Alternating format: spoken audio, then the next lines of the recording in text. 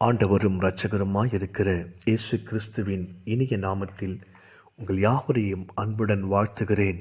இந்த டிசம்பர் மாதம் கர்த்தர் நம்மை மட்டுமாய் நடத்தி கொண்டிருக்கிறாரே.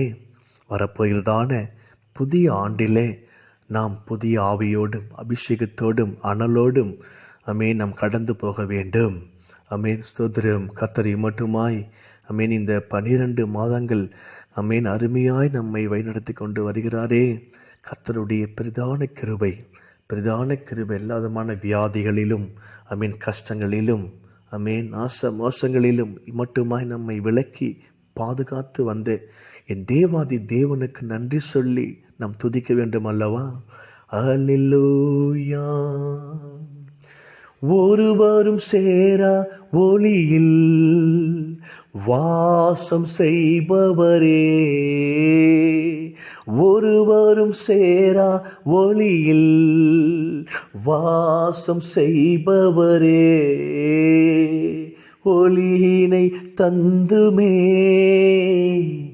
இதயத்தில் வாசம் செய்யும் ஒளி நிறைவே அருள் நிறைவே என்றும் தொழுதிடுவோம்.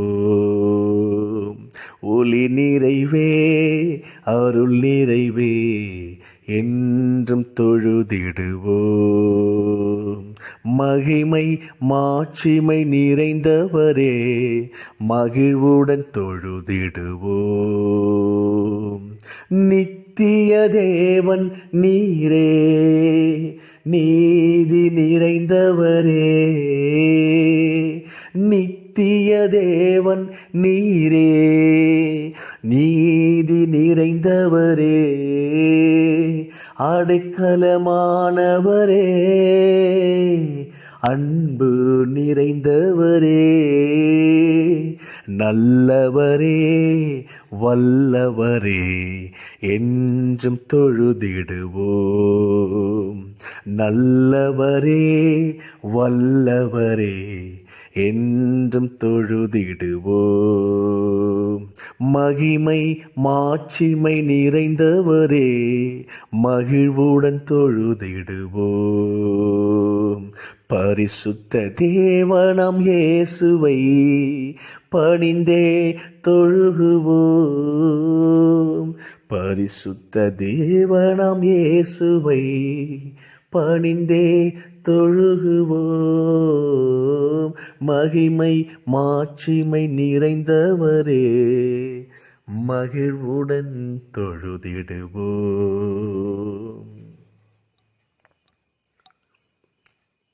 எனக்கு அன்பான சகோதர சகோதரிகளே, இந்த காலை வேளையில், இந்த மனமகிழ்ச்சியான வேளையில் கர்த்தரை நோக்கி நாம் வந்திருப்பது அவருடைய கிருபை. இன்றைய நாளில் என்னுடைய தலைப்பு, ஒவ்வொன்றுக்கும் ஒவ்வொரு காலம் உண்டு. பிரசங்கின் புஸ்தகம் 3ஆம் அதிகாரம் 1ஆம் வசனம் இப்படியா சொல்கிறது: ஒவ்வொன்றுக்கும் ஒவ்வொரு காலம் உண்டு. வானத்தின் கீழ் இருக்கிற ஒவ்வொரு காரியத்துக்கும் ஒவ்வொரு சமயம் உண்டு என்று சாலமோன் ராஜா சொல்கிறார். அதன் கீழே நாம் வாசித்தோமானால், பிறக்க ஒரு காலம் உண்டு, இறக்க ஒரு காலம் உண்டு, நட ஒரு காலம் உண்டு, நட்டதை பிடுங்க ஒரு காலம் உண்டு, கொல்ல ஒரு காலம் உண்டு, குணமாக்க ஒரு காலம் உண்டு, இடிக்க ஒரு காலம் உண்டு, கட்ட ஒரு காலம் உண்டு, அழ ஒரு காலம் உண்டு, நகைக்க ஒரு காலம் உண்டு என்று ஏறக்குறைய சாலமோன் ஞானி இந்த அதிகாரத்தில் ஏறக்குறைய 28 காரியங்களை வரிசைப்படுத்தி அவற்றிற்கெல்லாம் ஒரு காலம் உண்டு என்று எழுதுகிறார். எதற்கு காலம் உண்டோ இல்லையோ, சில காரியங்களுக்கு நாமே காலங்களையும் நேரங்களையும் உருவாக்கி கொள்ள வேண்டும். அன்பானவர்களே, ஜெபிப்பதற்கு தினந்தோறும் குறிப்பிட்ட காலத்தை ஒதுக்க வேண்டும். அது பிரச்சனைகளை நீக்கும், சகல பிரச்சனைகளை நீக்கும். தேவ சாயலில் உங்களை மறுரூபமாக்கும். வேதத்தை வாசிக்க தினந்தோறும் குறிப்பிட்ட நேரத்தை ஒதுக்குங்கள். அது பேதையரையும் ஞானியாக்கும், நித்தியத்தை உங்களுக்கு அறிவிக்கும். அல்லேலூயா, ஆமென். நித்தியம் என்பது முடிவில்லாத ராஜ்யம், முடிவில்லாத காலம். அதுதான் நித்தியம் என்று சொல்லப்படுகிறது. அந்த நித்தியத்துக்கு உங்களை ஆயத்தப்படுத்தும். எனக்கு அன்பானவர்களே, வேதத்தை தியானிக்க போதிய சமயத்தை ஒதுக்க வேண்டும். அது உங்கள் ஆத்துமாவில் பலத்தையும் தேவ அன்பையும் கொண்டு வரும். ஆத்துமாக்களை ஆதாயம் செய்ய நேரத்தை ஒதுக்க வேண்டும். அது ஆத்தும நேசரின் உள்ளத்தை மகிழ்விக்கும், நித்திய மகிழ்ச்சியை தரும். கர்த்தரை துதிக்க ஏராளமான தருணங்களை ஒதுக்குங்கள். உங்கள் முகம் பிரகாசமாய் மகிமையாய் மாறும். ஆத்துமா கம்பீரித்து மகிழும். விசுவாசிகளின் ஐக்கியத்திற்காக நேரத்தை ஒதுக்க வேண்டும். அது நன்மையும் இன்பமானது என்று அறிந்து கொள்வீர்கள். சபை கூடுதலுக்கு நேரம் ஒதுக்குங்கள். அப்பொழுது தேவ ரகசியங்கள், தேவ வெளிப்பாடுகள் உங்களை தேடி வரும். எனக்கு அன்பானவர்களே, இந்த காலை வேளையிலே ஆண்டவர் உங்களை பார்த்து சொல்கிறார், அமேன், ஒவ்வொன்றுக்கும் ஒவ்வொரு காலம் உண்டு. அமேன், ஸ்தோத்திரம். உங்களுடைய எல்லா கஷ்ட காலங்கள், அமேன், துன்ப காலங்கள் எல்லாவற்றையும் மாற்றுகிறேன் என்று ஆண்டவர் இந்த காலை வேளையில் உங்களையும் என்னையும் பார்த்து சொல்லுகிறார். அமேன், கலங்காதே என்று ஆண்டவர் சொல்லுகிறார். எனக்கு அன்பானவர்களே, பிரசங்கின் புஸ்தகம் 3ஆம் அதிகாரம் அதனுடைய 11ஆம் வசனத்தில் வாசிக்கிறோம். அவர் சகலத்தையும் அதின் காலத்திலே நேர்த்தியாக செய்திருக்கிறார். உலகத்தையும் அவர்கள் உள்ளத்திலே வைத்திருக்கிறார். ஆதலால் தேவன் ஆதி முதல் அந்த மட்டும் செய்து வரும் கிரியை மனுஷன் கண்டுபிடியான். மகிழ்ச்சியாய் இருப்பதும் உயிரோடு இருக்கையில் நன்மை செய்வதுமே அல்லாமல் வேறொரு நன்மையும் மனுஷனுக்கு இல்லை என்று அறிந்தேன் என்று. எனக்கு அன்பானவர்களே, வருத்தப்பட்டு பிரயாசப்படுகிறவனுக்கு அதனால் பலன் என்ன என்று சாலமோன் ராஜா சொல்லுகிறார். அமேன், ஸ்தோத்திரம். வருத்தப்படுவதனால் நமக்கு ஒரு லாபமும் கிடையாது. அமேன், ஸ்தோத்திரம். கஷ்ட காலங்கள் பிசாசு கொண்டு வருவான். அமேன், அந்த கஷ்ட காலங்களை கர்த்தர் மாற்ற வல்லவராய் இருக்கிறார்.